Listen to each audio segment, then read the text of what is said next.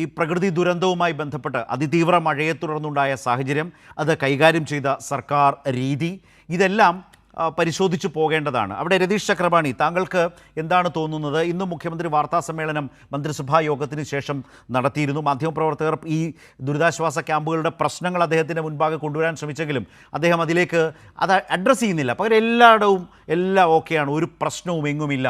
പക്ഷേ മാധ്യമങ്ങളിലൊക്കെ ഈ ദുരിതബാധിതർ അവരുടെ ക്യാമ്പുകളിൽ വെള്ളമില്ല, വെളിച്ചമില്ല, മാറാൻ വസ്ത്രമില്ല, സമയത്ത് ഭക്ഷണം കിട്ടുന്നില്ല, ഇതെല്ലാം ഇങ്ങനെ എത്ര ക്യാമ്പുകളിൽ നിന്ന് പറയുന്നത് കണ്ടുകൊണ്ടേയിരിക്കുന്നു. പക്ഷേ മുഖ്യമന്ത്രി അത് പരിഗണിക്കാൻ പോലും തയ്യാറാകുന്നില്ല എന്നൊരു പ്രശ്നം ഇതിനകത്തുണ്ടോ?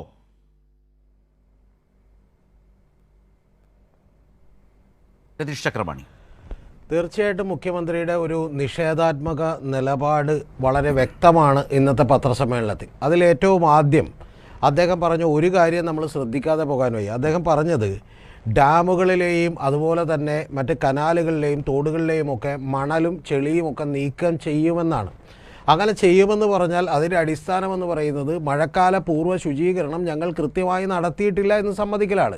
പിന്നെ അദ്ദേഹം പതിവ് പോലെ തന്നെ 2018 മുതൽ ഇത്തരത്തിലുള്ള ചെളികളൊന്നും നീക്കം ചെയ്തിട്ടില്ല എന്നുകൂടി ഒരു ഡയലോഗ് വെച്ചു. എന്ന് പറഞ്ഞിട്ടുണ്ടെങ്കിൽ മുൻ സർക്കാരിനെ കുറ്റപ്പെടുത്തുന്ന അതേ സമീപനം തന്നെ അദ്ദേഹം ഈ കാര്യത്തിൽ കണ്ടു. പിന്നെ ഇതിന് ശേഷം യഥാർത്ഥത്തിൽ ഇന്നിപ്പോൾ എന്താണ് നമ്മൾ കണ്ടുകൊണ്ടിരിക്കുന്നത്? കഴിഞ്ഞ ദിവസങ്ങളിൽ ഇതേ വിഷയം തന്നെ പഴകുളം മധു ഉന്നയിക്കുന്നത് നമ്മൾ കേട്ടു. ആ പഴകുളം മധു ഉന്നയിച്ചപ്പോൾ പറഞ്ഞിരുന്നു യഥാർത്ഥത്തിൽ ഡാമുകളിലൊക്കെ ഇപ്പോൾ തൽക്കാലം വെള്ളം കുറവായതുകൊണ്ട് കുഴപ്പമില്ല, പക്ഷേ ഇതൊക്കെ മുൻകൂട്ടി നേരത്തെ അവിടുത്തെ മണലൊക്കെ തന്നെ നീക്കം ചെയ്ത് അതിൻ്റെ കപ്പാസിറ്റി കൂട്ടിയിരുന്നെങ്കിൽ ഇത്രത്തോളം വെള്ളം നിൽക്കുന്ന സംഭവം ഉണ്ടാവില്ല.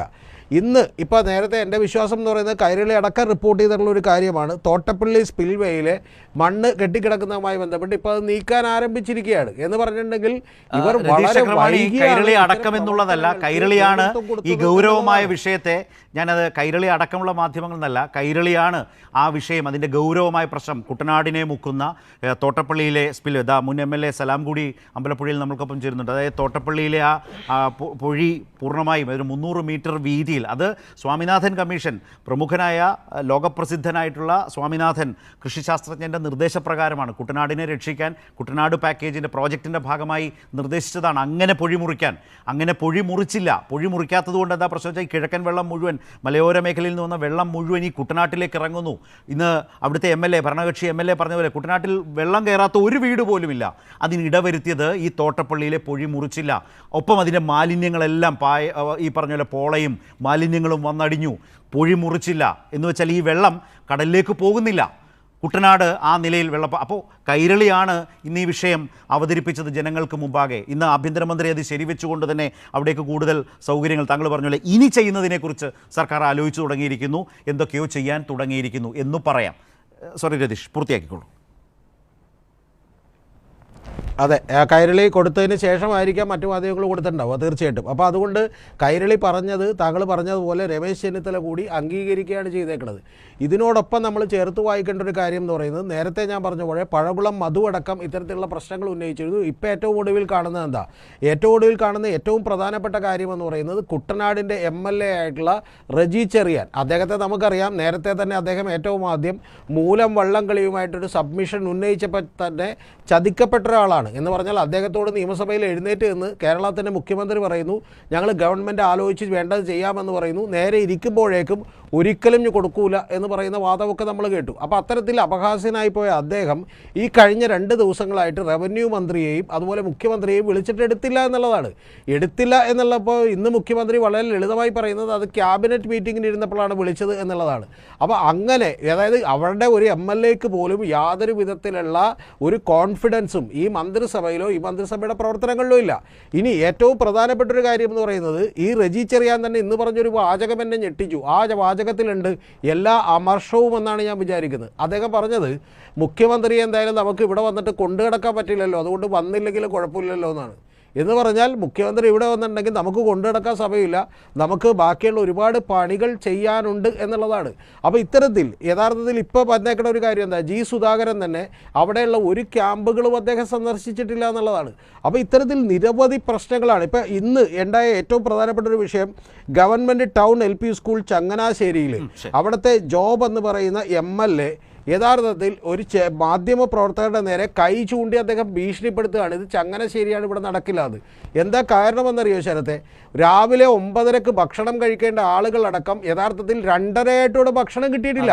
ഭക്ഷണം കിട്ടിയിട്ടില്ല എന്ന് പറയുമ്പോൾ അവരോട് പറയാണ്, നിങ്ങൾ വീട്ടിലൊക്കെ ഉണ്ടാക്കിയല്ല കഴിക്കുന്നത്, അപ്പോൾ ഇവിടെയും ഉണ്ടാക്കി കഴിച്ചാൽ എന്താ കുഴപ്പം എന്നുള്ള നിലക്ക് അപമാനിക്കപ്പെടുന്ന രീതിയിൽ ചോദിച്ചുകൊണ്ടിരിക്കുകയാണ്. ഇതുപോലെ പത്തനംതിട്ട കോഴഞ്ചേരിയിൽ അല്ല, അതാണ് അത് ഉച്ചയ്ക്ക് 2 മണിക്കാണ് കൊണ്ടുവരേണ്ടത്. എന്നിട്ട് യഥാർത്ഥത്തിൽ അവിടെയുള്ള ചെറിയ കുട്ടികൾ, കിടപ്പ് രോഗികൾ, ഇത്തരത്തിലുള്ള ആളുകൾ പറയുന്നത് അവർ പുറത്തു നിന്ന് ഭക്ഷണം മേടിച്ച് ഒരു അധ്യാപകനെ വിളിച്ചു പറഞ്ഞ് അദ്ദേഹം ബ്രെഡും പഴവും കൊണ്ടുവന്ന് ആ പഴവും ബ്രെഡും കഴിച്ചു എന്നാണ് തലേ ദിവസം രാത്രി എന്ന് പറഞ്ഞാൽ. എന്നിട്ട് യഥാർത്ഥത്തിൽ അവിടുത്തെ ജോബ് എന്ന് പറയുന്ന ചങ്ങനാശ്ശേരിയിലെ MLA ഏതാനും ചില ആളുകളുമായി വന്ന് ആളുകളെ ഭീഷണിപ്പെടുത്തുന്നു, അതിലൊരാൾ മദ്യപിച്ചിട്ടുണ്ട് എന്ന് നമുക്ക് തോന്നലുണ്ടാകുന്ന രീതിയിലാണ് സംസാരിക്കുന്നത്. ശരി രതീഷ് ചക്രമണി, ഞാൻ വരാം. കാരണം ഇതാണ് ഇതില് പറഞ്ഞു പോവുകയാണ്. ഈ പറഞ്ഞ പുതിയ MLA-മാരിൽ പലരും ദുരിതാശ്വാസ ക്യാമ്പുകളും ഇത്തരം പൊതുപ്രവർത്തനങ്ങളും ഈ ക്യാമ്പിൽ കഴിയുന്നവരോട് അവരെങ്ങനെയാണ് കഴിയുന്നത്, അവിടെ എന്തൊക്കെയായിരുന്നു മുൻകാലത്തെ സൗകര്യങ്ങളെന്നൊന്നും ജീവിതത്തിൽ കണ്ടിട്ടില്ലാത്തവരുമൊക്കെ പുതിയ MLA-മാരാണെന്ന് തോന്നിപ്പിക്കുന്നുണ്ട്, പറയേണ്ടി വരുന്നുണ്ട്. അതുകൊണ്ടാണ് ഇങ്ങനെയൊക്കെ ചോദിക്കാൻ തോന്നുന്നത്. വീട്ടിൽ നിന്ന് കെട്ടിപ്പറക്കി സാധനങ്ങളുമായി വന്ന് ഇവിടെ അങ്ങ് പാചകം വെച്ച് കഴിച്ചാൽ പോരെയെന്ന്. അങ്ങനെയല്ല. സർക്കാരിൻ്റെ ദുരിതാശ്വാസ ക്യാമ്പിൽ അവർക്ക് കഴിക്കാനുള്ളത്, ഉടുക്കാനുള്ളത്, അവർക്ക് വെളിച്ചം, വെള്ളം, കിടന്നുറങ്ങാൻ കാർഡ്ബോർഡിൻ്റെ പുറത്താണ് പല സ്ഥലത്തും സ്ത്രീകൾ കിടന്നുറങ്ങിയത്. പോലുമില്ല. ഇതൊന്നും ആയിരുന്നില്ല കേരളത്തിൻ്റെ ദുരിതാശ്വാസ ക്യാമ്പിൽ. ഞാൻ നിങ്ങൾ 4 പേരിലേക്കും എൻ്റെ മുമ്പിൽ ഈ ചർച്ചയിൽ നിങ്ങൾ 4 പേരുണ്ടല്ലോ, ഞാൻ ഒരു താരതമ്യം, എനിക്ക് തോന്നിയൊരു താരതമ്യമാണ്. ഞാൻ ഈ ചർച്ചയ്ക്ക് വരും മുമ്പ് ഞങ്ങൾ ഓഫീസിൽ സംസാരിച്ചപ്പോൾ വന്ന് കേട്ടൊരു പ്രധാനപ്പെട്ട കാര്യമാണ്. ഇതിനോടകം 5000-ൽ പരം, വെറും 5000-ൽ പരം ആളുകളെ ദുരിതാശ്വാസ ക്യാമ്പുകളിലുള്ളൂ. കുറച്ച് കൂട്ടിയിട്ടുള്ളൂ, 5000-ൽ പരം.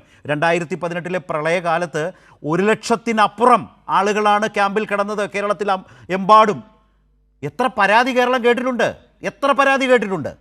1.5 ലക്ഷത്തിനടുത്ത ആളുകളെ ദുരിതാശ്വാസ ക്യാമ്പുകളിൽ ഒരു സർക്കാർ പ്രളയകാലത്ത് 2018-ൽ നോക്കി. താരതമ്യം ചെയ്യും സർ, കേരളം താരതമ്യം ചെയ്യും. വെറും 5000 ആളുകളെ ഇപ്പോൾ ഈ ക്യാമ്പുകളിൽ ഈ സർക്കാരിന് നേരെ ചൊവ്വേ നോക്കാൻ കഴിയുന്നില്ല എന്ന് വന്നാൽ അത് ചോദിക്കുമ്പോൾ അസ്വസ്ഥപ്പെട്ടിട്ട് ഒരു കാര്യമില്ല മുഖ്യമന്ത്രി. അത് കുത്തിത്തിരിപ്പാണെന്ന് നിങ്ങൾ പറഞ്ഞാൽ കേൾക്കുന്നവർ വിലയിരുത്തട്ടെ. ഇന്ന് എത്ര ചോദ്യം ചോദിച്ചു ഇതുമായി ബന്ധപ്പെട്ട്? അതെ, എല്ലാം ഓക്കെയാണ്, എല്ലാ ക്യാമ്പും സെറ്റാണ് എന്ന് പറഞ്ഞു വെക്കുകയാണ്. ഞാൻ അതുകൊണ്ടാണ് ഈ താരതമ്യം വെച്ചത്.